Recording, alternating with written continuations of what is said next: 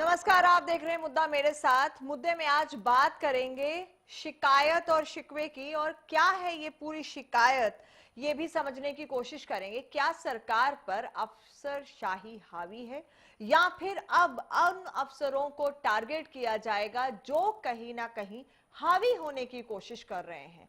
आखिर क्या है पूरा मामला, समझाने की कोशिश करते हैं। और पुरानी सरकारों में भी क्या अफसरशाही हावी रही, इन सब पर आज बात करेंगे। लेकिन नजर डालते हैं इस रिपोर्ट पर।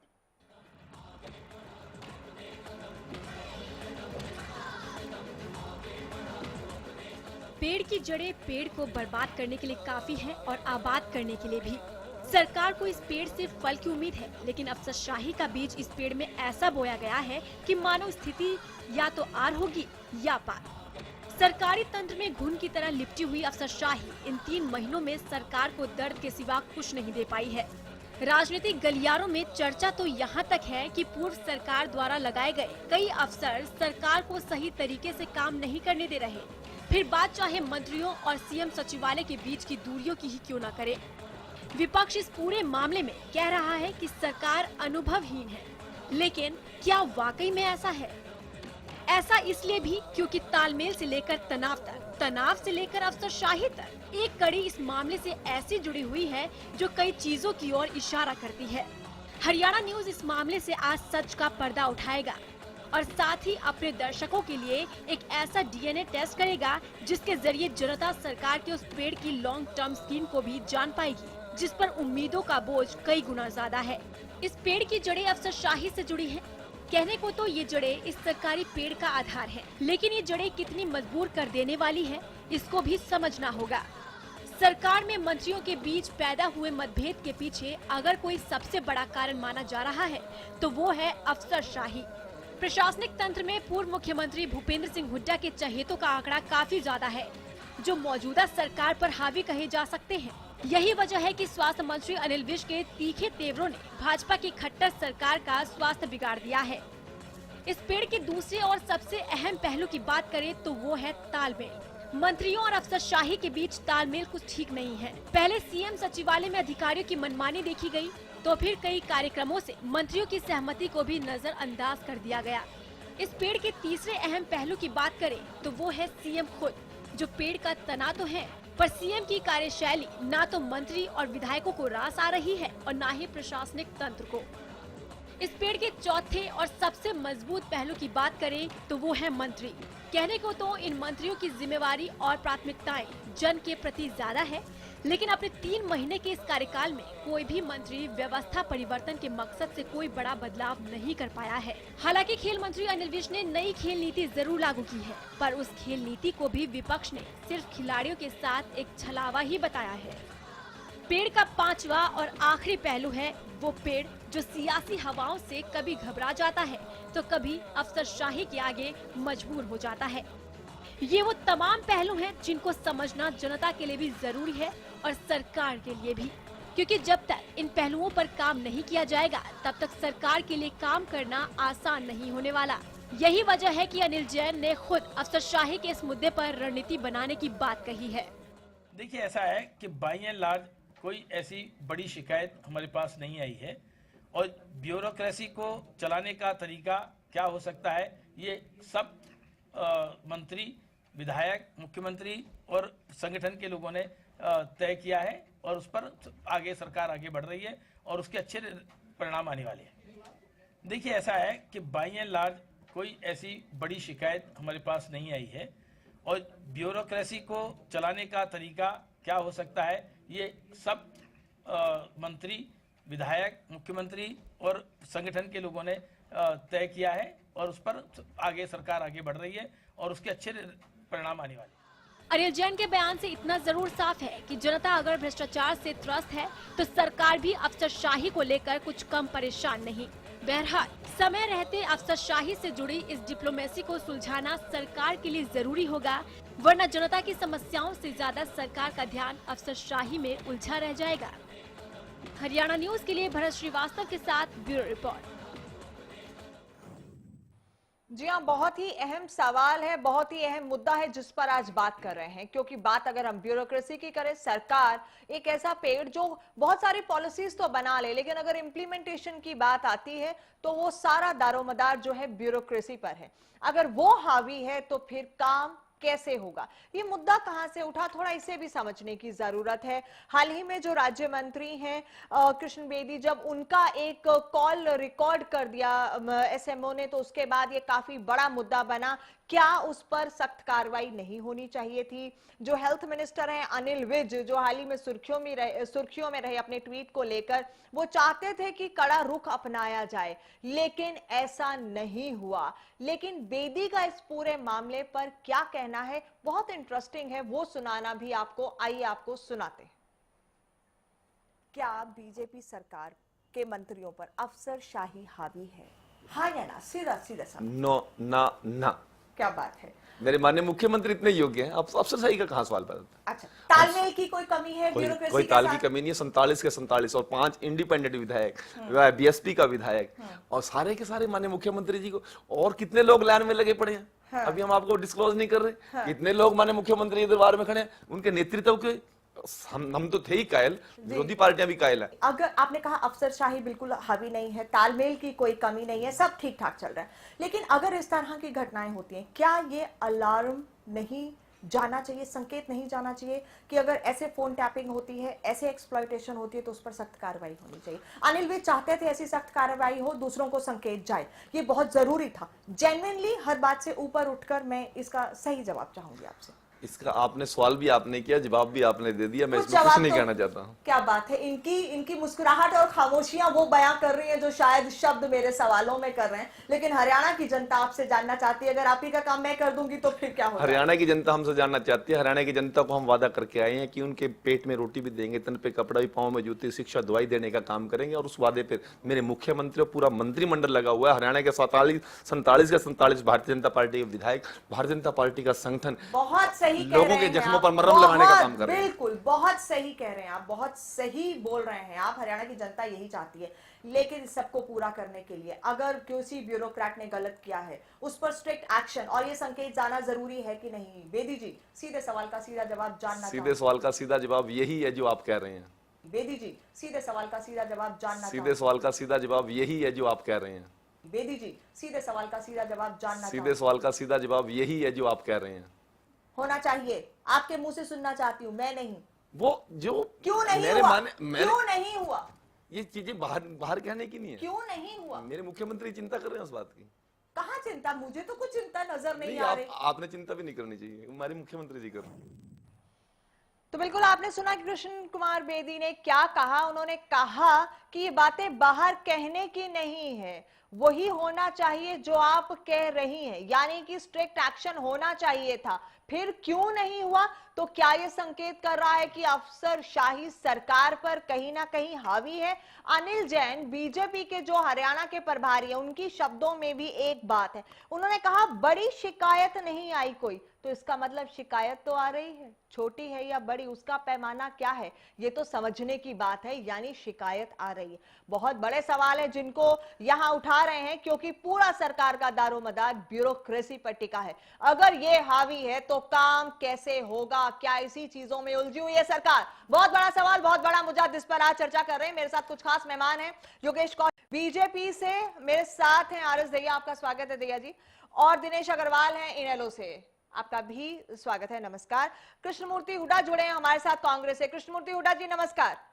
नमस्कार। नमस्कार जी। आईडी स्वामी भी हैं इस वक्त मेरे साथ बीजेपी से, और अफसर भी रहे हैं। आईडी स्वामी जी, आपका स्वागत है, नमस्कार। नमस्कार जी। सबसे पहले तो आप ही के पास आना चाहूंगी, क्योंकि आपने दोनों रंग देखे हैं। क्या अफसरशाही सरकार पर हावी होती है या फिर है? अगर है तो इस पूरे मामले पर आपका क्या कहना है, किस नजर से देखेंगे इसको? देखिए, अफसरशाही कभी सरकार पर हावी नहीं हो सकती जी। जब तक पॉलिटिकल जो आउटफिट है, पॉलिटिकल जो लीडरशिप है, हाँ। वो वीक ना हो, वो कमजोर ना हो, हाँ। या लोगों से इतना बड़ा बहुमत ना मिला हो जो अब सेंटर में मिला है और अब पहली दफा बीजेपी को स्टेट में मिला है। तो इसलिए अफसरशाही का अनब्राइडल्ड या बगैर उसके कोई कंट्रोल ना होना या हावी होना, ये पॉसिबल नहीं है। तो अगर कहीं आपने कहा कि अगर पॉलिटिकली कमजोर ना हो, पॉलिटिकली लैक ऑफ विल ना हो, तो अफसरशाही हावी नहीं हो सकती, तो क्या ऐसा नजर आता है? नजर नहीं आता। उसका मैंने रीजन साथ साथ दिया कि जब इतनी बहुमत से कोई पार्टी पावर में आए, चाहे पहली दफा आए और विदाउट एनी अलायंस पार्टनर के आए, हाँ। तो मैं ये समझता हूँ कि पॉलिटिकल लीडरशिप पर ब्यूरोक्रेसी हावी नहीं हो सकती। कोई अगर एक आध इंस्टेंस को ऐसा हो भी, उसको काबू किया जा सकता है, उसको हावी होना नहीं कह सकते आप। हाँ, लेकिन क्या कमजोरी होती है फिर पॉलिटिकली? कहीं ना कहीं कमजोरी है जो कंट्रोल नहीं हो पा रही, या फिर इस तरह के हाँ जी नहीं, कहीं है ही नहीं, कोई ऐसी बात नहीं है। कंट्रोल क्यों नहीं हो पा रही? कोई ऐसा मेरे मैं पेपर ऊपर से ही पता लगता है, बाकी तो मैं बहुत ज्यादा इन टच नहीं हूँ, लेकिन मुझे तो कहीं ऐसा नजर नहीं आया कि कहीं कमजोरी इतनी है कि हावी हो रही है। अच्छा, आईडी स्वामी जी, क्योंकि हरियाणा के बीजेपी के जो प्रभारी अनिल जैन, उनका कहना बड़ी शिकायत तो नहीं आई, लेकिन इसका मतलब ये जरूर है कि शिकायतें आ रही हैं कि अफसर जो है। किसका कहना है? किसका कहना? अनिल जैन, हमारे प्रभारी जी। जी। तो देखिए, वो आज मेरे ख्याल कल से वहाँ गए हैं, वहाँ उन्होंने सभी दिल्ली से बात की है, ऑफिस बेरर से बात की है, कुछ लोगों से बात की है, उनको उसकी जानकारी होगी, तो मुझे तो पता नहीं। लेकिन जो मैं उसके बारे में कमेंट कैसे करूं? लेकिन जो एसएमओ वाला मामला हुआ, जिसमें फोन टैपिंग हुई और उसके बाद कोई स्ट्रिक्ट एक्शन देखने को नहीं मिला, उसे किस नजर से देखेंगे आप? किस चीज को? जो राज्य मंत्री मिस्टर बेदी के साथ एसएमओ का फोन टैपिंग पूरा मामला सामने आया था, जिसमें अनिल विज जी ने भी कहा था कि सख्त कार्रवाई होनी चाहिए।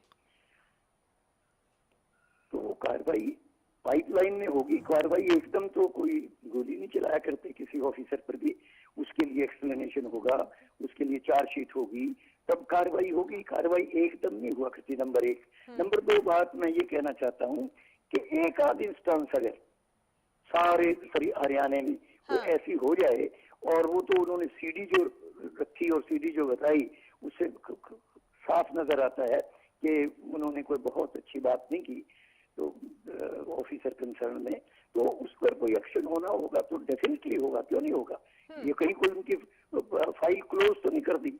योगेश कौशिक यहाँ कुछ कहना चाहते हैं। योगेश जी, क्या कहना चाह रहे हैं? स्वामी जी नमस्कार, योगेश कौशिक बोल रहा हूँ स्टूडियो से। मैं ये जानना चाहता हूँ कि जो ये आप वीकनेस और आप स्ट्रेंथ की जो बात कर रहे हैं, ये नंबर गेम की होती है या मैन टू मैन वेरी करती है? मेरा मानना ऐसा है कि मुख्यमंत्री कौन है, या वो मंत्री कौन है, या वो एमएलए कौन है, उनकी पर्सनैलिटी ये प्रूव करती है कि उनके अंडर जो ऑफिसर है वो उसकी मानेगा या नहीं मानेगा, ना कि वो 47 लोग जो बैठे हुए हैं वो ये प्रूव करेंगे कि he is a strong leader. आईडी स्वामी जी, क्या आप हैं हमारे साथ? हाँ जी, हाँ जी जी, क्या कहना चाहेंगे जो योगेश कौशिक ने कहा? किसने कहा? योगेश कौशिक पॉलिटिकल एनालिस्ट हैं, उनका सवाल था कि ये पर्सनालिटी डिसाइड करती है कि कोई स्ट्रांग है या वीक है, ना कि नंबर कि कितनी मेजॉरिटी से आपने सरकार बनाई है, वो डिसाइड करता है कि आप स्ट्रांग हैं या वीक हैं। मैं तो पहले कह चुका हूं कि जब इस मेजॉरिटी से बने हो तो कोई दिक्कत नहीं होती। नहीं, इसमें मेजॉरिटी का तो कोई लेना देना नहीं है। आप कितने स्ट्रांग हैं, बात थी। हाँ। वो तो जनरल बात मैंने कही, जो आप पूछ रहे थे। हाँ। कि ब्यूरोक्रेसी हावी हो जाती है, तो ऐसी पोजीशन में हावी नहीं हो सकती, मैं तो ये मान के चलता हूँ। हाँ, लैक ऑफ एक्सपीरियंस को आप मानते हैं? अगर किसी मंत्री का एक्सपीरियंस कम है या एक्सपीरियंस नहीं है, तो उस पे कोई भी ब्यूरोक्रेट हावी हो सकता है, हाँ या ना? नहीं, बिल्कुल नहीं हो सकता। रीजन तो जरूरी नहीं है। रीजन, हर एक मंत्री जब पहली दफा मंत्री बनता है, वो सारे एक्सपीरियंस नहीं आते। रीजन क्यों नहीं हो सकता?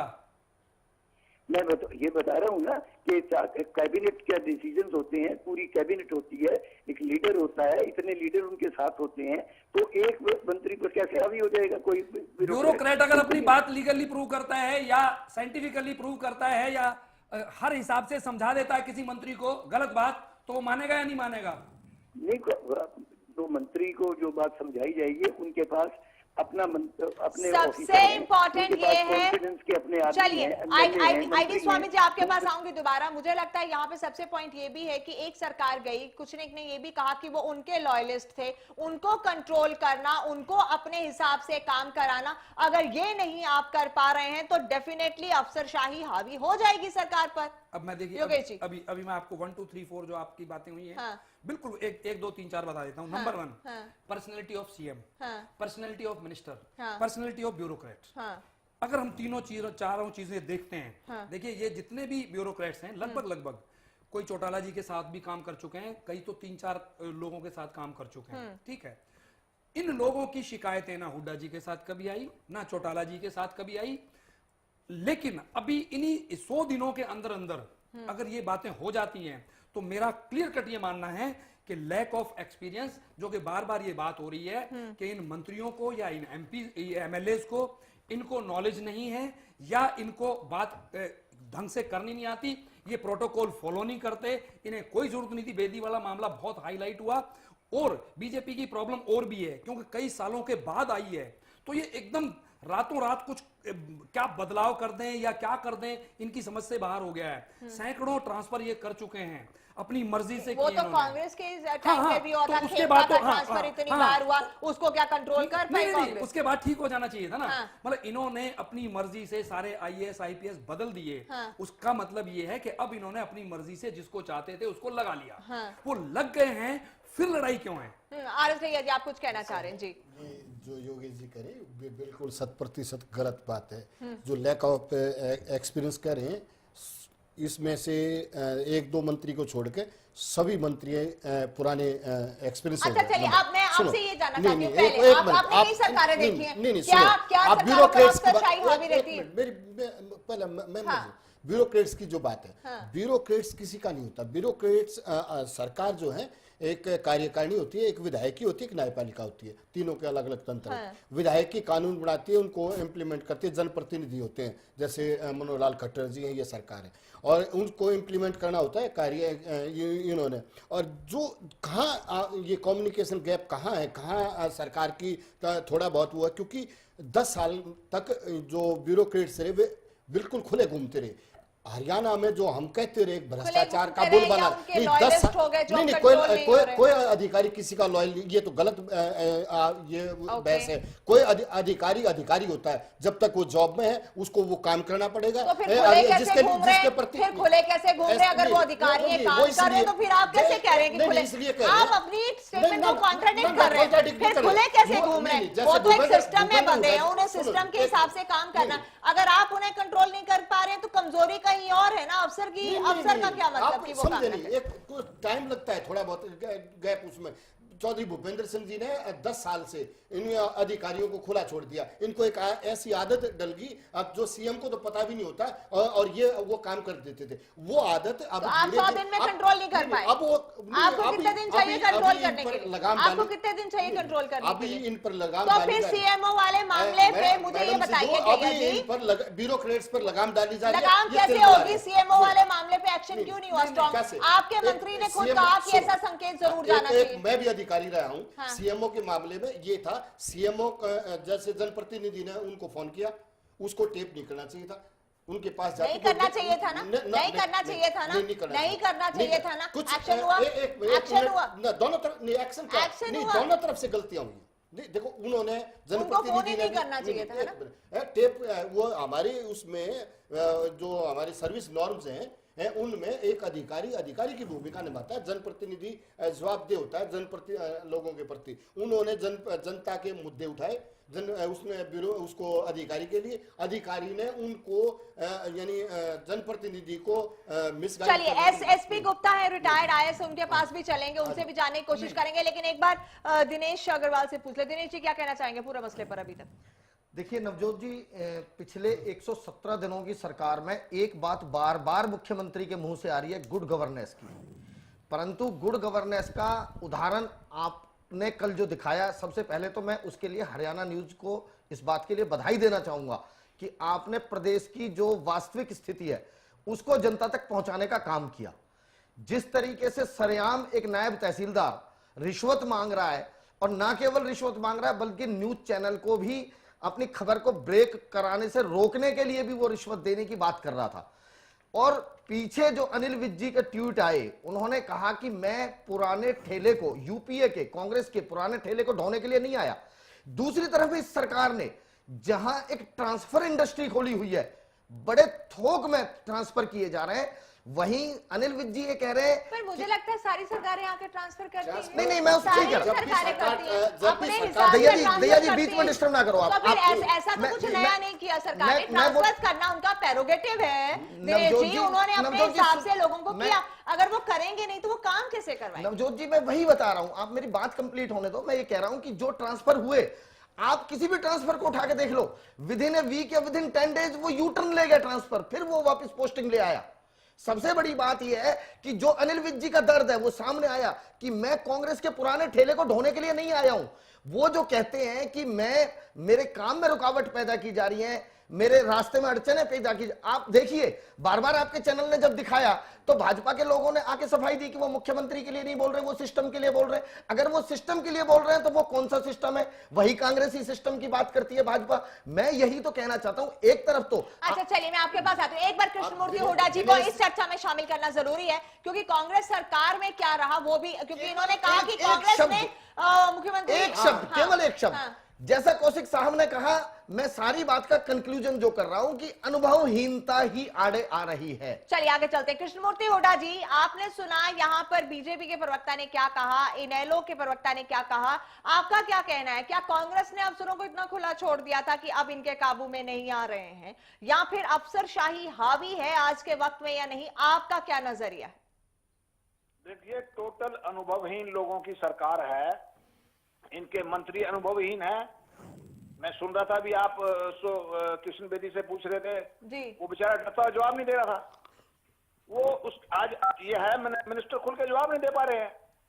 आज जो अनिल विज है वो हताश और निराश होकर घर बैठ गए हैं जी, उनको काम नहीं करने दिया जा रहा। हाँ, और ब्यूरोक्रेसी आज भी होलसेल में ट्रांसफर हो गया है IAS अफसरों के, हाँ, कोई 20 IAS अफसरों के आज ट्रांसफर हुए हैं। हाँ, तो इस सरकार के काबू नहीं आ रहा कुछ भी। हाँ, ये सरकार ने जिस प्रकार से किसानों के साथ ज्यादती करी, उनको लाइन में लगाया, हुड्डा साहब से मेरी बात उनको खाद लाइन में लगाने के बाद भी खाद नहीं मिली।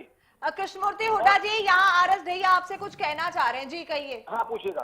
कृष्ण मूर्ति जी, भूपेंद्र सिंह हुड्डा जी की सरकार में जो ब्यूरोक्रेट्स थे, क्या वे सीएम को सीएम मानते थे क्या नहीं मानते थे? आपने इतनी खुली लगाम छोड़ रखी थी। पहले मैं बोल लेता हूँ हुड्डा साहब, मैं बोल लेता हूँ, फिर उसके बाद आप जवाब दे देना। हर ब्यूरोक्रेट जो टॉप ब्यूरोक्रेट था वो उसने कभी सीएम की कोई बात नहीं, अपनी मर्जी से काम करते थे, और वो उसका खामियाजा आज लोग हरियाणा के लोग भुगत रहे हैं। हम इन ब्यूरोक्रेट्स पर लगाम लगाने की कोशिश कर रहे हैं। नहीं कार्यकाल में आप भी अफसर थे ना उस कार्यकाल में आप भी सरकारी अफसर थे, इसका मतलब आप भी बेलगाम थे। ना हम बेलगाम नहीं थे। आप भी सरकारी अफसर थे। मेरे तो इसका मतलब मेरे तो हुड्डा जी ने 10 आपने आपको भी 25 बेलगाम छोड़ा हुआ था। गलत आप दिनेश जी, अच्छा, मेरे आपने मेरे 25 उस काम में ट्रांसफर 25 ट्रांसफर किए थे हुड्डा साहब ने। हुड्डा जी जवाब दीजिए कृष्णमूर्ति हुड्डा। ऑन रिकॉर्ड बता रहा हूँ, 25 ट्रांसफर किए थे। ये चुप होंगे तो जवाब दूंगा। हाँ जी बोलो। देखिए, अगर हमारा ब्यूरोक्रेसी पे अगर हमारा कंट्रोल नहीं होता तो आज हरियाणा नंबर 1 कैसे बनता? कहाँ नंबर 1 है? प्राइम में हम नंबर 1 गुजरात से बहुत आगे हैं। आप सुन लीजिएगा, आप बोलने अच्छा हुड्डा साहब, बोलने नहीं दोगे। अच्छा, आज पर कैपिटा इनकम में हरियाणा नंबर 1 है। आज गन्ने का भाव देने में हरियाणा नंबर 1 है। आज मनरेगा को मजदूरी देने में हरियाणा नंबर 1 है। और आज तुम्हारी सरकार थी भारतीय जनता पार्टी की और भाजपा के, आप पहले ये बताइए, आप आज की बात कर रहे हैं 4 महीने पहले की बात कर रहे हैं? कृष्णमूर्ति हुड्डा जी, हरियाणा किसमें, कृष्णमूर्ति हुड्डा जी, हरियाणा किसमें नंबर 1 और किसमें नंबर 0 है? अगर हम वो गिनाने बैठ गए तो मुद्दा कहीं और चले जाएगा। मुद्दे पर आते हैं, क्या कांग्रेस राज में अफसरशाही हावी थी या फिर बीजेपी में अफसरशाही हावी? एक बात तो मैं यहाँ कहना चाहूंगी, बीजेपी में अफसरशाही हावी नहीं हो सकती, मैं दावे के साथ कहता हूँ। जी आपने खुद कहा कि बेलगाम लोग नहीं नहीं, हैं, वो लगाम हुड्डा आप साहब नहीं की लगा, नहीं नहीं, आपने हुड्डा कहा साहब कि हम लगाम एक नहीं नहीं नहीं, लगा। हुड्डा आप साहब खुद की कह सरकार, एक आप मिनट, खुद भी ये आप ये मानते हैं। देखना 3 महीने का नवजोत जी, एक बात तो मैं हुड्डा कहूंगा, साहब की सरकार में अफसरशाही दैया बेलगाम साहब को एक बात के लिए नहीं, तो हम बधाई दे सकते नहीं, हैं कि इन्होंने अपने मंत्री की भी गलती स्वीकार की कि गलती दोनों तरफ से हुई। नहीं, ये पहले व्यक्ति हैं नहीं, नहीं, जिन्होंने जनप्रतिनिधि- भाजपा सरकार नहीं, में वो तो जनप्रतिनिधि का भी दायित्व बनता है, अफसर का भी दायित्व बनता है, दोनों की अपनी अपनी सीमाएं हैं। आप योगेश जी, हाँ। एक्चुअली मुझे दैया साहब नवजोत जी, मैं बात कर बोलूं रहे या हैं। मुझे- जी जी बंद कर कृष्णमूर्ति दिया आपने। हुड्डा जी, एक मिनट, हाँ कहिए हुड्डा जी।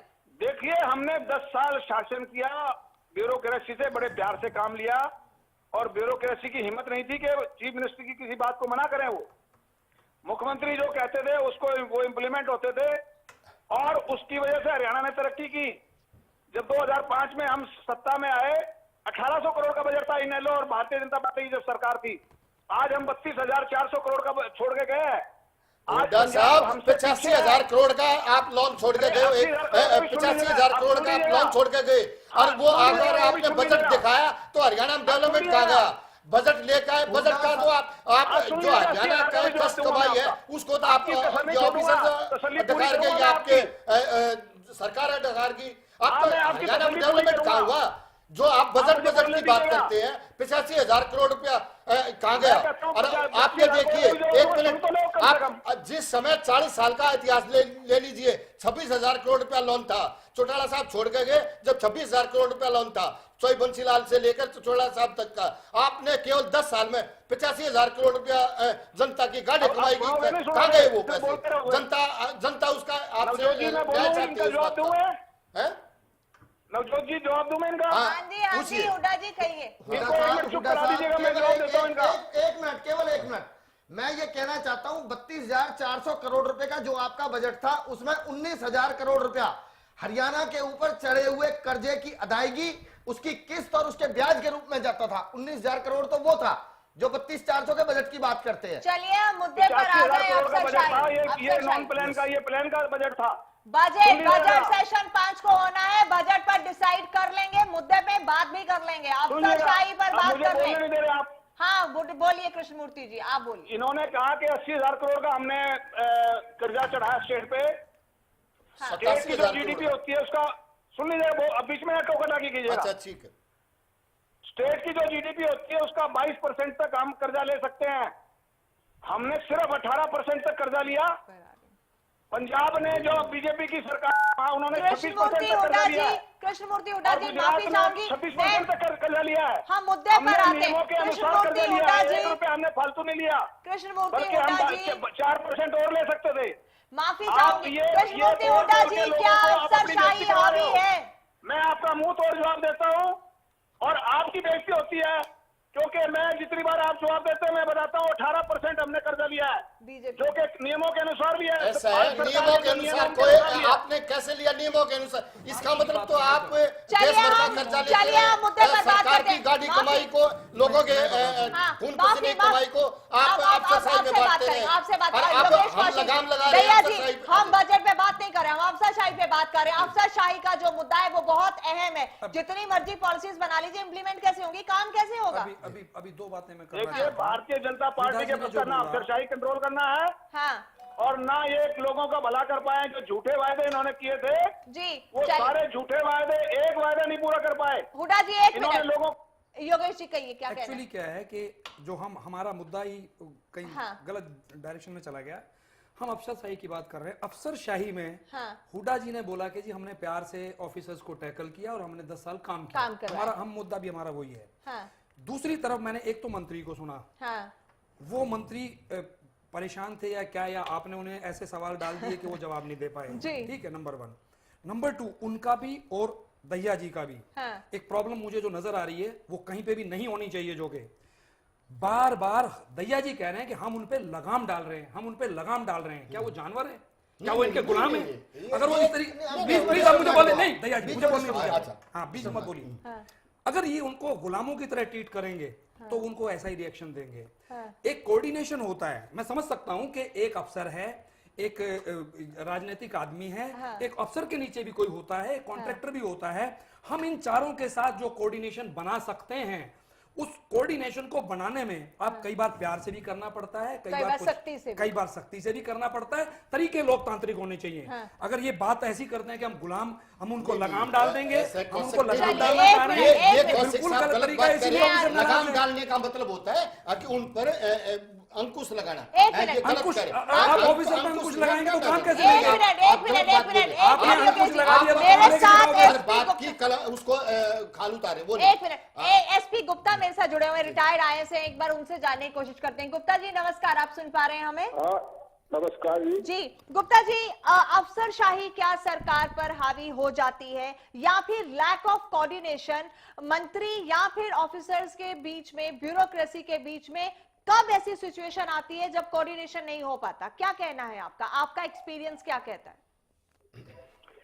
नहीं देखिए, मैं आप लोगों की बड़ी बहस सुन रहा होंगे जी, लेकिन मुझे लगता है जो बहस का मुद्दा था उससे हटके बोल रहे हैं सभी। जी जी जी माननीय प्रवक्ता जी।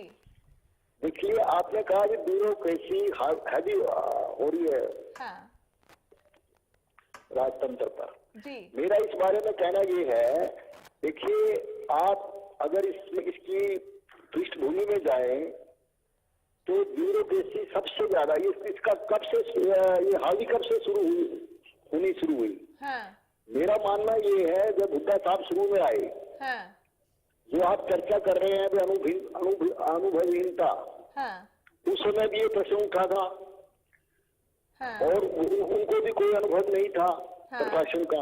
हाँ तो उस समय से ये शुरू हुआ।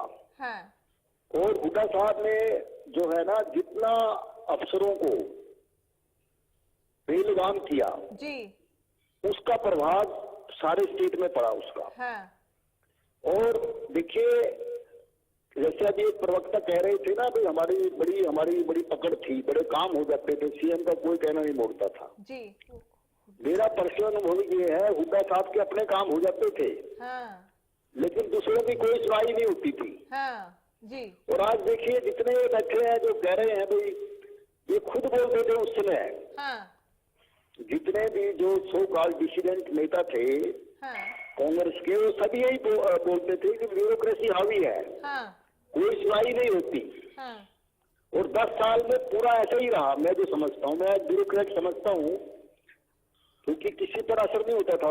कोई मंत्री की भी सुनता था, कोई किसी उसकी भी सुनता था। सीएम साहब जो पर्सनल काम कह देते थे वो काम हो जाते थे। जहां तक आज की बात है जी, देखिए, उसका प्रभाव धीरे धीरे वो खत्म होगा। हाँ इसमें देखिए एक चीज तो मैं मानूंगा, अनुभव बहुत बड़ी चीज है। हाँ। एक्सपीरियंस जब तक नहीं होगा धीरे धीरे सीखता है। हाँ अब जैसे इसमें क्या सबसे बड़ी जरूरत, मेरा मानना ये है, हाँ ब्यूरोक्रेसी तब तक कंट्रोल में नहीं होगी जब तक उनको स्ट्रॉन्ग सिग्नल नहीं जाएगा। जब जैसे ये कुशीतला की घटना हुई जी इस पर उसी समय एक्शन होना चाहिए था। जी अगर उस पर सरकार कोई स्ट्रॉन्ग एक्शन लेती हाँ तो आप आज इस पर चर्चा ही नहीं करते। बिल्कुल बिल्कुल, आप सारी सही कह ब्यूरोक्रेसी को सिग्नल जाता।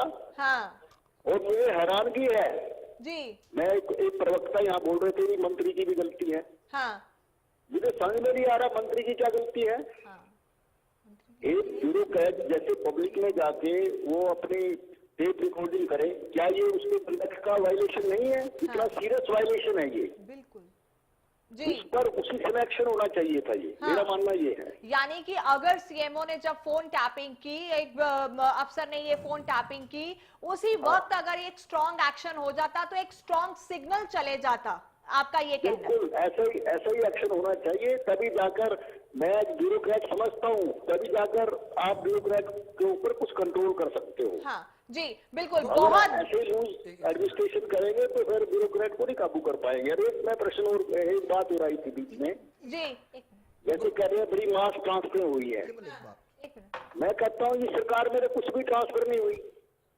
और कोई ज्यादा जो कहते हैं ना, एक बार उसको ऑर्डर को कैंसिल कर दिया, ऐसा भी इसमें सरकार में नहीं हुआ। जितने पहले ट्रांसफर हुए थे हुड्डा साहब की सरकार में तो चलो इतनी ट्रांसफर नहीं हुए।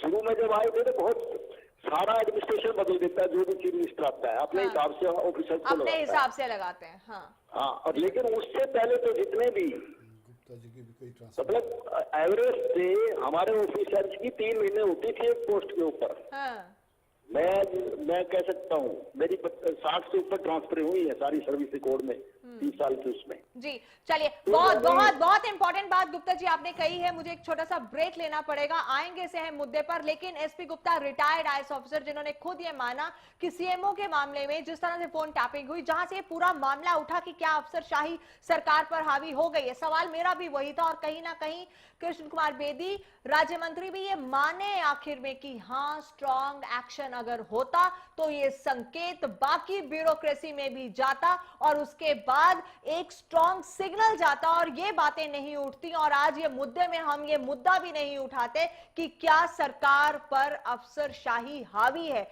जो आईडी स्वामी जो खुद एक रिटायर्ड आईएएस ऑफिसर रहे हैं, बीजेपी में है और बीजेपी के नेता जो हमारे साथ इस कार्यक्रम में जुड़े, उन्होंने खुद कहा था कमजोरियां होती हैं तब ऐसा होता है। तो वो कमजोरियां क्या है उन पर चर्चा करेंगे, जानने की कोशिश करेंगे। छोटे से ब्रेक के बाद बने रहिए हमारे साथ।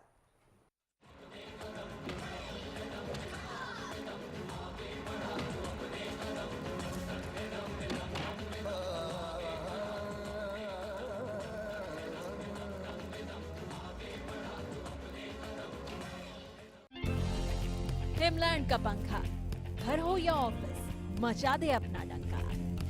Not just a fun, it's fantastic. Sirsa में अब खत्म हुआ अंतर्राष्ट्रीय स्तर की शिक्षा का इंतजार।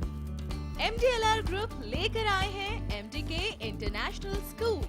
हरियाणा के हरित क्षेत्र सिरसा में विश्व स्तरीय शिक्षा की खास पहचान। MDK international school Cambridge university London से जुड़े सिरसा के इस पहले रेसिडेंशियल कम डे बोर्डिंग स्कूल के डायरेक्टर हैं कैम्ब्रिज एग्जाम्स के आकलनकर्ता मिस्टर लॉरेंस फ्रे।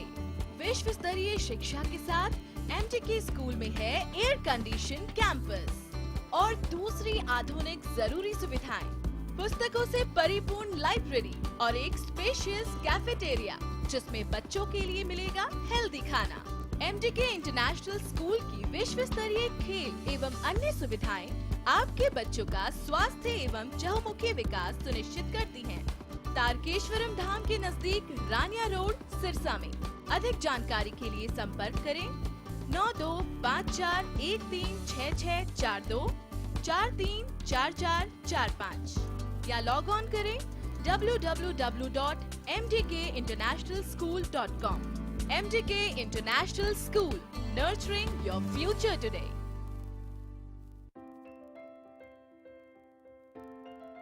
वाओ किंग, वाह आंटी, आप भी हरियाणा किंग देसी घी का इस्तेमाल करते हो? हाँ बेटा, मैं भी अपनी फैमिली के लिए भरोसा करती हूँ सिर्फ हरियाणा किंग देसी घी पर। हेल्थ का रखो ख्याल, हरियाणा किंग देसी घी का करो इस्तेमाल। हाँ, यह पौष्टिक और शुद्धता के साथ साथ देता है बेजोड़ स्वाद और बेहतरीन खुशबू की गारंटी। हरियाणा किंग शुद्ध देसी घी। Largest campus, more than 1800 students, well-equipped workshops and labs, advanced courses, more than 30 PhD holder and experienced faculties. For more information, log on our website. Contact us for admission. Army University, bringing ambition in life. The wait for global education in Sirsa is finally over. MDLR Group presents MDK International School, a new landmark of world-class education in the green belt of Sirsa. The first residential cum day boarding school in Sirsa, affiliated to Cambridge University, London, brings forth a global nurturing environment under the guidance of Mr. Lawrence Frey, Director, MDK International School. MDK International School also offers fully air-conditioned campus, state-of-the-art infrastructure,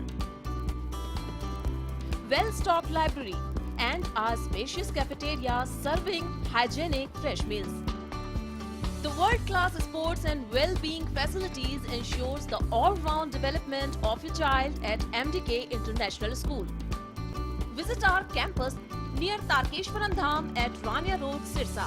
For details, call 9254136642 434445 or log on to www.mdkinternationalschool.com. MDK International School, nurturing your future today. Siddheshwar Automobiles and Corporation brings an exclusive showroom of the amazing brand Nissan in Gurgaon. Cars available in all models and perfect price. And workshop also here with high-tech equipments approved by Nissan. Showroom Siddheshwar Nissan to Honda Chowk, Sector 34, plot number 34, Gurgaon, Haryana.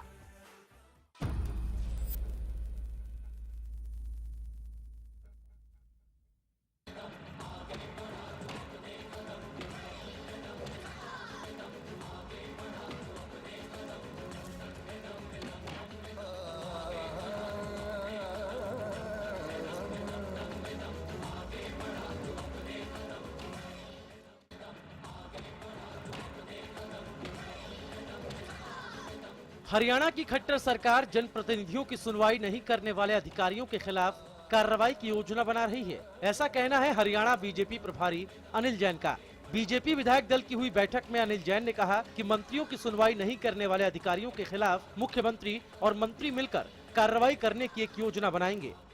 देखिए, ऐसा है कि by and large कोई ऐसी बड़ी शिकायत हमारे पास नहीं आई है और ब्यूरोक्रेसी को चलाने का तरीका क्या हो सकता है, ये सब मंत्री, विधायक, मुख्यमंत्री और संगठन के लोगों ने तय किया है और उस पर आगे सरकार आगे बढ़ रही है और उसके अच्छे परिणाम आने वाले हैं।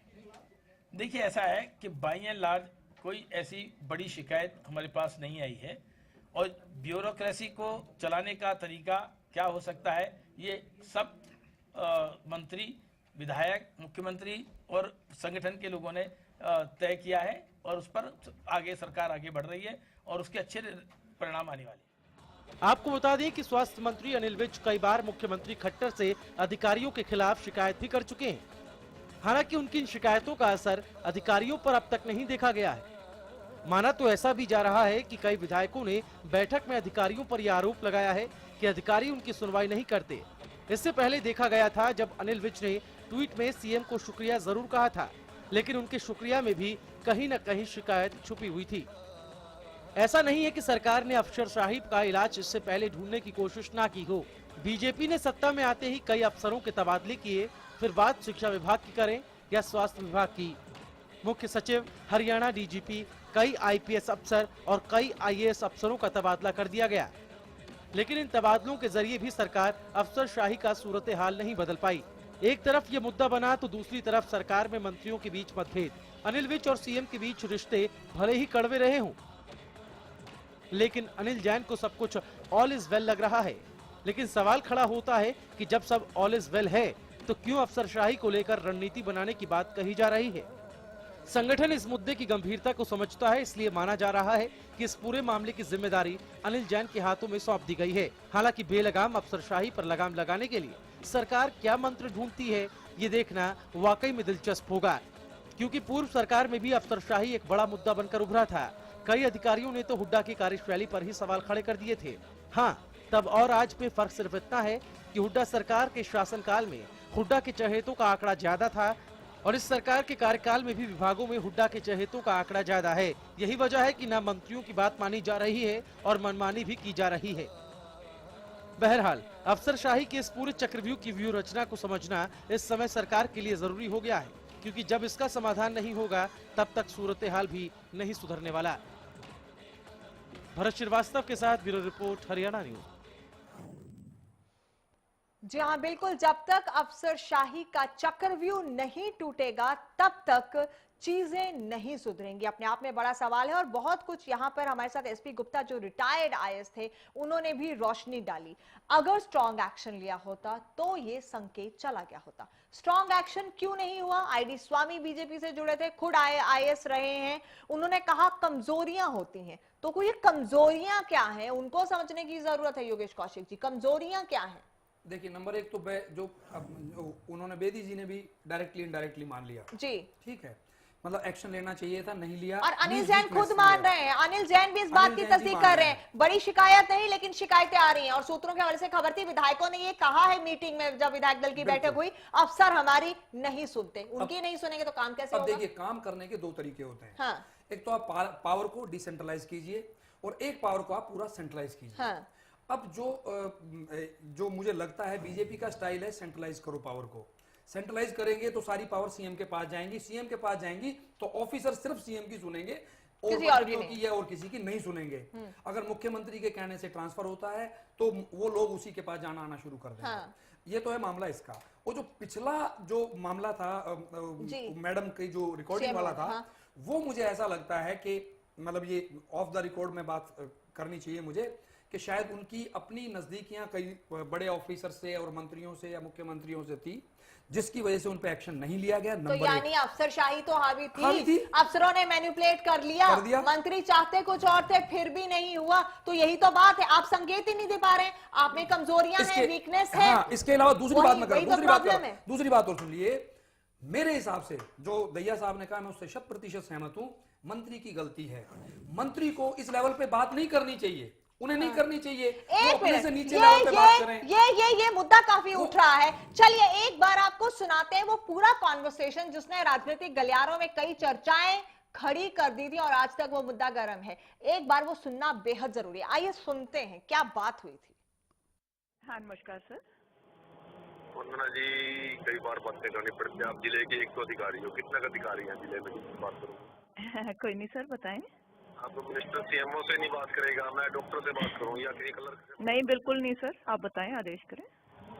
आदेश तो क्या करना होता है, कोई टाइम होता है, काम होता है, इम्पोर्टेंट कोई बात करनी होती है, दिन में एक अच्छी कोई बात कहनी पड़ती है, अदरवाइज तो मेरे क्या लेना मेडिकल। हाँ बताएं सर। मेरे पास कई तरीके की बातें आ रही हैं, अभी आपको एक हफ्ता भी नहीं ज्वाइन हुआ, कर्मचारी आपके बड़े परेशान है। चलो सर, आप देख लें, जो एक्शन आपने लेना है फिर ले लें सर। आप मुझे अगर कुछ करने लायक है बात तो बताएं सर। ठीक है बहन जी। एक्शन लेना तो एक्शन तो फिर मेरे को लेना होता है, मैं मिनिस्टर हूँ, मैं वही कोई सर ठीक है, आप अगर धमकी दे रहे हो तो फिर ठीक है सर। आपका व्यवस्था की ये है कर ले, करना था फिर मैं करना होता है। कर लो सर, कर लो सर, ठीक है। ये कोई जवाब है क्या आपका? नहीं, आप बताओ सर, बात करने वाली बात है तो बताओ कि ये करना है। जी आप डॉक्टर बेटा, आपको भी जंगल चलाने वाले हो क्या? जो आपका व्यवस्था की है, एक मिनिस्टर से कैसे बात करते हो आप? सर कोई सर, मैं तब से ना, एक मिनट सुने सर, तब से मैं पूछ रही हूँ कि सर क्या आदेश है, आराम से पूछ रही हूँ। आप सीधे कह रहे हैं आपके। सर एक मिनट सर, फिर मेरी भी बात सुन लो। जब आपने इतनी बातें कह ही दी, फिर मैं सुना भी देती हूँ सर, बता भी देती हूँ आपको कि जब आपने यही कह दिया गिले ही करने हैं तो कर लो सर। फिर सर फिर आप, मैं तो तब से प्यार से पूछ रही हूँ कि क्या आदेश है, क्या आदेश है आपसे 4 बार, लेकिन आप अगर कह रहे हो मैंने ये करना है वो करना है, सर कर लें फिर आप, और क्या करें सर। बस सर फिर करना है जो कर लें सर, फिर इसमें क्या बात है। मुझे कोई आपसे पर्सनल रंजिश है क्या? मुझे क्या पता सर, आप मेरे से ऐसे बात कर रहे हो, मैं काम के लिए बैठी हूँ सर। सर मुझे क्या, मैं तो पूछ रही हूँ आपसे, काम पूछ रही है, आप काम नहीं बता रहे। आप काम बताओ, आपने किसी के लिए कहना है काम बताओ सर। 30 साल मुझे भी हो गया नौकरी करते हुए, ऐसे नहीं होता सर। इसको तो मुझे पहले से ही पता था कि जो सबॉर्डिनेट आपके रो रहे हैं वो मिल जाएगा। हाँ चलो ठीक है सर, कोई बात नहीं, मैं आपकी बातें सुनने के लिए नहीं यहाँ बैठी, काम करने के लिए बैठी हूँ और 30 साल से नौकरी कर रही हूँ। 30 साल से नौकरी कर रही हूँ सर, ऐसा कुछ नहीं है। हाँ नहीं, आप जो मर्जी कहते रहे एक महिला अधिकारी से। महिला अधिकारी को राइट है क्या बदतमीजी करने? नहीं, आपको राइट है क्या? सबसे पहले आपने शुरू किया है। मेरे पास ये सारा टेप भी है और मैं आपको सुना भी सकती हूँ कि शुरू किसने किया है sir. I am not going to listen to whatever you are saying.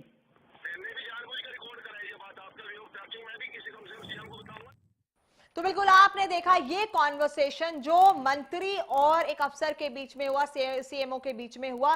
क्या कौन वीक नजर आ रहा है, कौन कौन कमजोर नजर आ रहा है और किसके तेवर हैं। गलतियां अगर दोनों की भी हैं तो फिर भी यहां बेबाक अफसरशाही जरूर नजर आ रही है। लेकिन कृष्ण कुमार बेदी जिससे मेरी बात हुई, जो हमने आपको सुनाई भी, एक बार वो भी सुनना जरूरी है। क्या कह रहे हैं वो दोबारा से इसके बाद, क्योंकि आप दोनों कड़ियों को खुद मिलाकर समझ सकते हैं। सुनाते हैं दोबारा। क्या बीजेपी सरकार के मंत्रियों पर अफसरशाही हावी है? हाँ या ना? सीधा सीधा सा। नो ना ना। क्या बात है? मेरे माननीय मुख्यमंत्री इतने योग्य हैं, अब अफसरशाही का कहां सवाल पैदा होता है? अच्छा, तालमेल की कोई कमी है कोई ब्यूरोक्रेसी के ताल की साथ? कमी नहीं है। 47 के 47 और 5 इंडिपेंडेंट विधायक, बीएसपी का विधायक, और सारे के सारे माननीय मुख्यमंत्री जी को, और कितने लोग लाइन में लगे पड़े हैं। अभी हम आपको डिस्क्लोज नहीं कर रहे। कितने लोग माननीय मुख्यमंत्री के दरबार में खड़े हैं, उनके नेतृत्व के हम तो थे ही कायल, विरोधी पार्टियां भी कायल है। अगर आपने कहा अफसरशाही बिल्कुल हावी नहीं है, तालमेल की कोई कमी नहीं है, सब ठीक ठाक चल रहा है, लेकिन अगर इस तरह की घटनाएं होती हैं, क्या ये अलार्म नहीं जाना चाहिए, संकेत नहीं जाना चाहिए कि अगर ऐसे फोन टैपिंग होती है, ऐसे एक्सप्लॉयटेशन होती है, तो उस पर सख्त कार्रवाई होनी चाहिए? अनिल भी चाहते थे ऐसी सख्त कार्रवाई हो, दूसरों को संकेत जाए, ये बहुत जरूरी था। जेन्युइनली हर बात से ऊपर उठकर मैं इसका सही जवाब चाहूंगी आपसे। इसका आपने सवाल भी आपने किया, जवाब भी आपने दे दिया, मैं इसमें कुछ नहीं कहना चाहता हूँ। क्या बात है, इनकी मुस्कुराहट और खामोशियां वो बयां कर रही हैं जो शायद शब्द मेरे सवालों में कर रहे हैं। लेकिन हरियाणा की जनता आपसे जानना चाहती है, अगर आप ही का काम मैं कर दूंगी तो फिर क्या होगा? हरियाणा की जनता हमसे जानना चाहती है। हरियाणा की जनता को हम वादा करके आए हैं कि उनके पेट में रोटी भी देंगे, तन पे कपड़ा भी, पाँव में जूते, शिक्षा दवाई देने का काम करेंगे, और उस वादे पे मेरे मुख्यमंत्री और पूरा मंत्रिमंडल लगा हुआ है। हरियाणा के 47 के 47 भारतीय जनता पार्टी के विधायक, भारतीय जनता पार्टी का संगठन बहुत सही कह लोगों रहे के हैं जख्मों आप, पर मरहम लगाने का काम कर रहे हैं। बिल्कुल बहुत सही कह रहे हैं आप, बहुत सही बोल रहे हैं आप। हरियाणा की जनता यही चाहती है, लेकिन सबको पूरा करने के लिए अगर किसी ब्यूरोक्रेट ने गलत किया है उस पर स्ट्रिक्ट एक्शन और ये संकेत जाना जरूरी है कि नहीं? बेदी जी, सीधे सवाल का सीधा जवाब जानना सीधे सवाल का सीधा जवाब यही है जो आप कह रहे हैं। बेदी जी, सीधे सवाल का सीधा जवाब जानना सीधे सवाल का सीधा जवाब यही है जो आप कह रहे हैं। बेदी जी, सीधे सवाल का सीधा जवाब जानना सीधे सवाल का सीधा जवाब यही है जो आप कह रहे हैं। बिल्कुल, तो आपने देखा कि मंत्री खुद अंत में ये मान रहे हैं कि वही होना चाहिए जो आप कह रही हैं, वही होना चाहिए जो आप कह रही हैं, लेकिन हुआ नहीं। अब क्यों नहीं हुआ, कारण क्या है? तो सीधे सीधे कारण है, क्या अफसरशाही हावी है, और क्या कमजोरियां हैं कि जो आप एक स्ट्रॉन्ग एक्शन भी नहीं ले पाए, आप वो संकेत भी नहीं दे पाए। आज एक ने किया है, कल दूसरा करेगा, उन्हीं से आपको काम करवाना है, आप काम करवाएंगे कैसे योगेश जी? ये बहुत इंपॉर्टेंट बात है। ये जो आप बात करवा रहे थे, हाँ। या जो की है, दोनों की दोनों आपने दिखा दी। हाँ। देखिए, मेरा फिर ये मानना है कि हाँ। मंत्री जी को डायरेक्ट उनसे बात नहीं करनी चाहिए थी। वन स्टेप एक बात, जब हाँ। आपने कर ली, आप सीधी मुद्दे की बात हाँ। कीजिए कि madam so and so is my direction, finish it. मंत्री जी ने 4 बार, वंदना जी ने 4 बार, लेकिन उन्होंने जो तीसरी बार जो तेवर दिखाए वो भी चौथी संकेत बार कर रहे हैं, वो संकेत दे रहे हैं कि शी इज वेरी एडमेंट, मुझे पता है कि कुछ नहीं हो सकता। उसके बाद उन्होंने ये कह दिया कि तुम्हारी दुकान में कुछ नहीं, चाहे तुम्हारे लाल बत्ती मिल गई, चाहे तुम मंत्री हो गए, तुम्हारी दुकान में कुछ नहीं है, संकेत दे दिए तो हाँ, और तुम्हारे में जो दम हो करके दिखा दो, और लास्ट में धमकी दे दी कि आप एक महिला को धमकी दे रहे हैं। ये सारी चीजें अगर जोड़ लेते हैं तो ये प्रूव कर देती हैं कि मंत्री जी उस अधिकारी के सामने कहीं स्टैंड नहीं करते। आज के दिन तक ये प्रूव्ड है। कल कोई एक्शन होता है तो कल बात और वो मंत्री खुद चाह रहे हैं कि एक्शन होना चाहिए था। लेकिन राजनीति में और इन चीजों में एक टाइमिंग होता है। अगर वो टाइमिंग होता और उस टाइम पे एक्शन हो जाता तो अब तक कुछ और होता। और अगर आज के 4 महीने 6 महीने बाद कोई एक्शन होता है, वो तो एसपी गुप्ता जो ऑफिसर हमारे साथ जुड़े हैं, रिटायर्ड ऑफिसर, उन्होंने खुद माना कि अगर स्ट्रॉन्ग संकेत चले गया होता तो आज ये बातें ही नहीं हो रही होती। दिनेश जी, आप कुछ कहना चाहते हैं, फिर दहिया जी के पास जाऊंगी। मेरा कहना तो केवल इस बात का है कि जिस तरीके से खेमका जी के और प्रदीप कासनी जी के मामले में सरकार की किरकिरी हुई और सरकार बैकफुट पर चली गई केवल डैमेज कंट्रोल के लिए, मुख्यमंत्री ने निर्णय लिया कि अगर तुम अधिकारियों के खिलाफ एक्शन लेते रहोगे तो कहीं ना कहीं ब्यूरोक्रेट्स तुम्हारे खिलाफ ना हो जाए। परंतु हुआ उल्टा।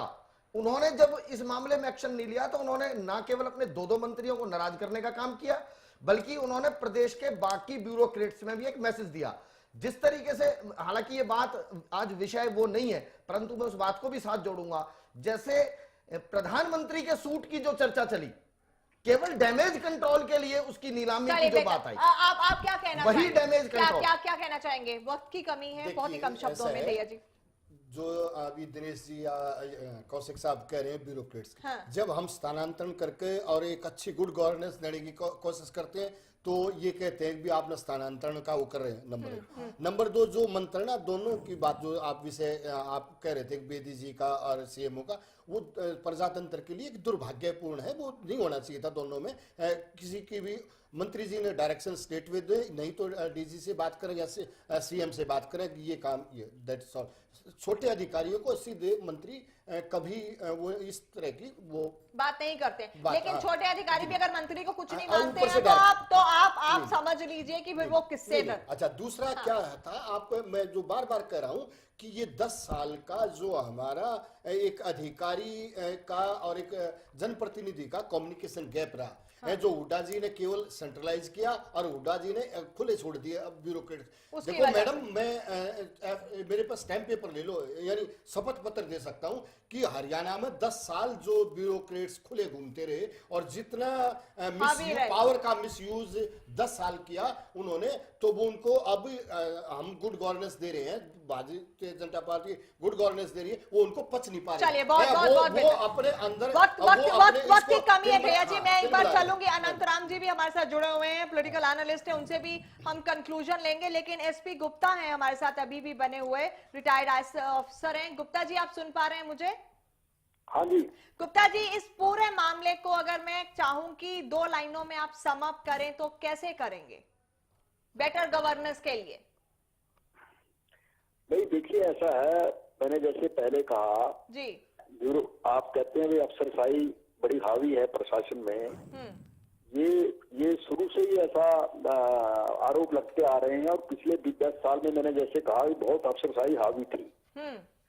अब जो हमारी प्रेजेंट सरकार है, इन्होंने विशेष तौर से मुख्यमंत्री जी ने जो जितना डिसेंट्रलाइज किया है, मैं समझता हूँ आज हरियाणा बनने से अब तक कभी नहीं हुआ इतना। मंत्रियों को जितनी पावर, जितनी उनको छूट दी है इनको मंत्रियों को, लेकिन उसके साथ साथ मैं समझता हूँ मंत्रियों का भी दायित्व बनता है भाई जो उनके नीचे अधिकारी हैं उनसे वो काम लें सख्ती से।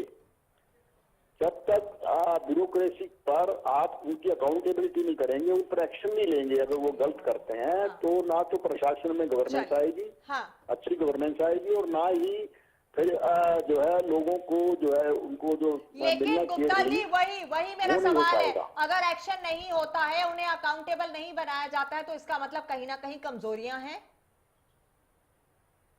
बिल्कुल। चलिए, बहुत बहुत शुक्रिया हमारे साथ बेबाक तरीके से अपनी बात रखने का। बहुत ही कम शब्दों में आपने बहुत कुछ कह दिया, पूरा निचोड़ आपने इस मुद्दे का निकाल दिया। अनंतराम जी, आप सुन रहे हैं मुझे? हाँ जी, धन्यवाद मैडम। जी अनंतराम जी, पूरा समराइज चाहूंगी कि आप कर दें। अफसरशाही पहले भी हावी थी, अब भी हावी है, तो अगर हावी रही तो आगे क्या? देखिए, आज मुख्यमंत्री ने बहुत तल्खी शब्दों में ये कह दिया है कि या तो ये ब्यूरोक्रेसी संभल जाए, नहीं तो मुझे एक करनी पड़ेगी। आज ही कहा उन्होंने।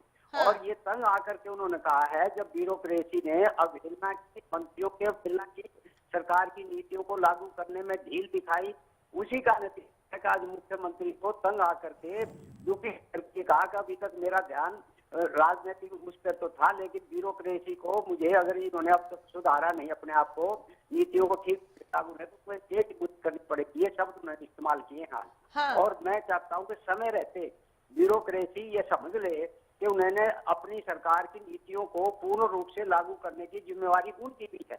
वो भी सरकार का इतना ही महत्वपूर्ण है जितना पॉलिटिकल विंग होती है। अनंतराम जी, क्या आपको लगता है कि कहीं ना कहीं कमजोरियां हैं और इन कमजोरियों पर काबू ना पाया गया तो सरकार के लिए मुश्किल होगी? नहीं, ऐसा है कि ये सरकार के अनुभवहीनता का लाभ उठाते हुए ये कहते हुए अनुभवहीन है तो अवहेलना करते रहे, चाहे मंत्रियों के अवहेलना या मुख्यमंत्री के खुद के आदेश की अवहेलना थी।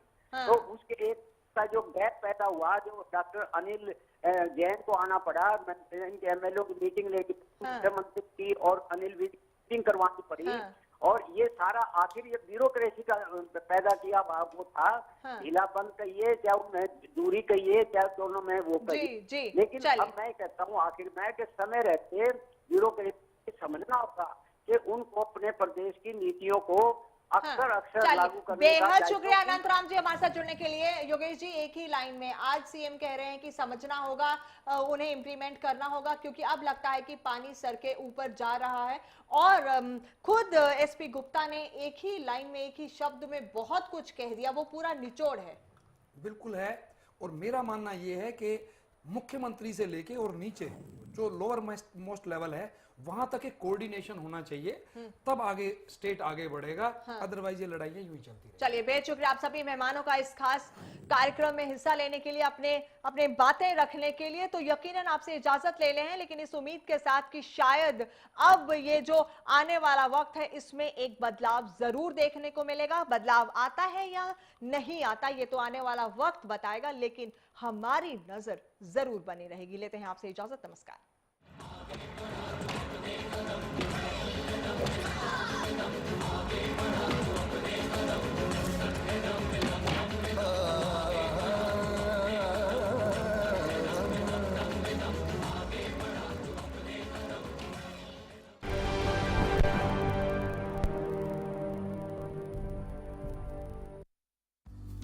सिरसा में अब खत्म हुआ अंतर्राष्ट्रीय स्तर की शिक्षा का इंतजार। MDLR ग्रुप लेकर आए हैं